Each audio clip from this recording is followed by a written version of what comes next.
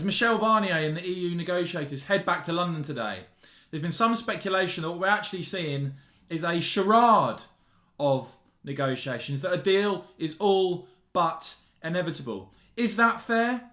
Or are we seriously looking at a government prepared to go ahead with a clean break and no deal? It's fair to say that Brexiteers have reasons to be justified in being sceptical. After all, under Theresa May, we were told much, promised much, with the delivery being non-existent.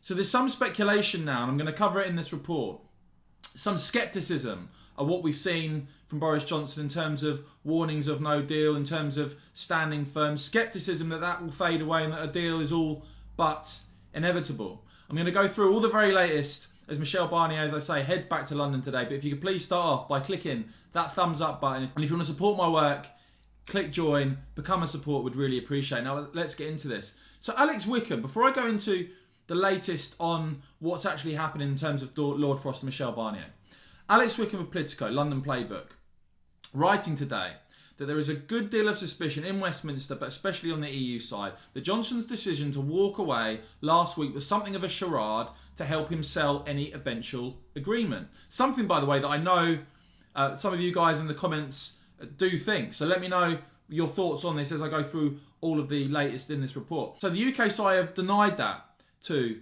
Alex Wickham, but Playbook spoke to UK ministers and officials last night to gauge where things will go next and what Downing Street thinks about whether a deal can be done. The good news, Downing Street believes yesterday's statement by Brussels chief negotiator Michel Barnier that both sides need to work constructively and in the spirit of compromise is a genuine climb down. The most significant thing is that the EU conceded that there has to be a movement on their side, a UK official tells Playbook. It wasn't just that things went wrong at the Council. There have been problems with the EU position since July. The EU's insistence on parallelism meant that without agreement on fish and the level playing field, there could be no progress. A second report today from Global Vision. The choreography of the Boris down tools and oh-so-sudden resumption of talks has resulted in growing suspicion that the walkout was designed to help him sell any eventual agreement. A senior Westminster insider quoted as saying, the entire agreed programme laid out just a few hours after they declared talks might be back on. Must have been fully agreed, probably weeks before, couldn't have been sorted out and agreed by both sides in such a short time. Risible of them to believe that this was not transparent.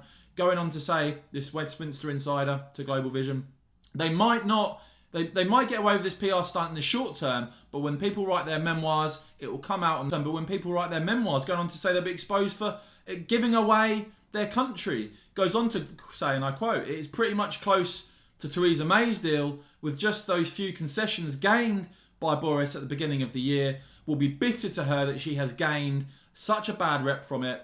Yet Boris, on becoming PM, delivers pretty much the same deal. Now, before I get into the latest in terms of what Michel Barnier and Lord Frost have said, I want to be very clear.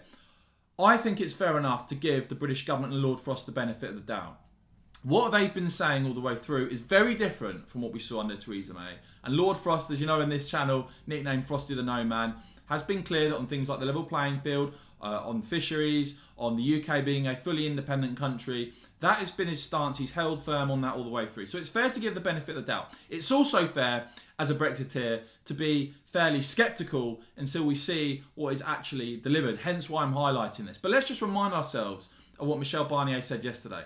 Here's the Telegraph report. Brexit trade negotiations to restart after Michel Barnier says deal within reach. The EU chief negotiator's speech on Wednesday morning paved way for trade negotiations with the UK to resume.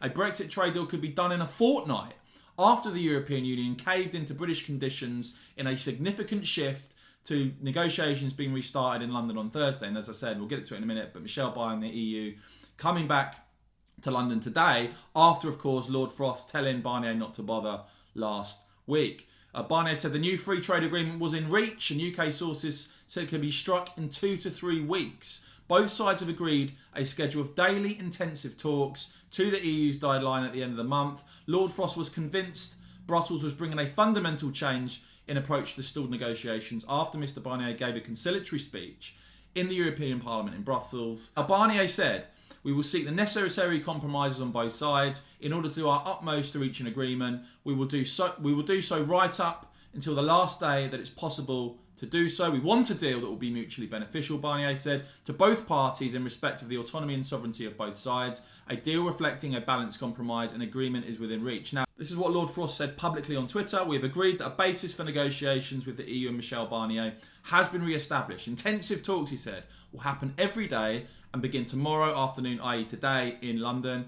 And then he gave a link to the UK statement. And here's what the statement said from the government. We have studied carefully the words of Michel Barnier in the European Parliament this morning, this was yesterday. As the EU's chief negotiator, his words are authoritative. The Prime Minister and Michael Gove both have made clear in recent days that a fundamental change in approach was needed from the EU.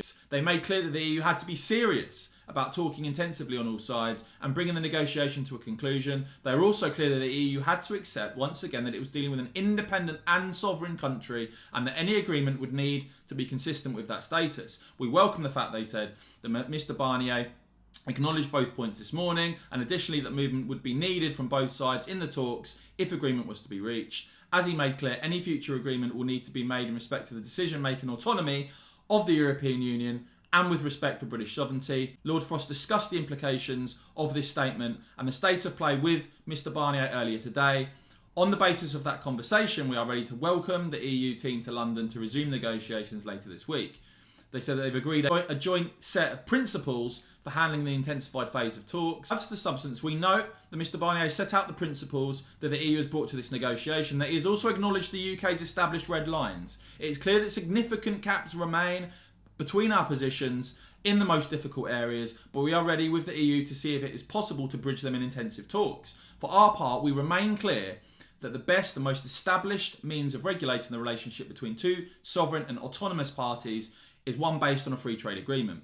As both sides have made clear, it takes two to reach an agreement. It is entirely possible that negotiations will not succeed. If so, the UK will end the transition period on Australia terms and will prosper in doing so.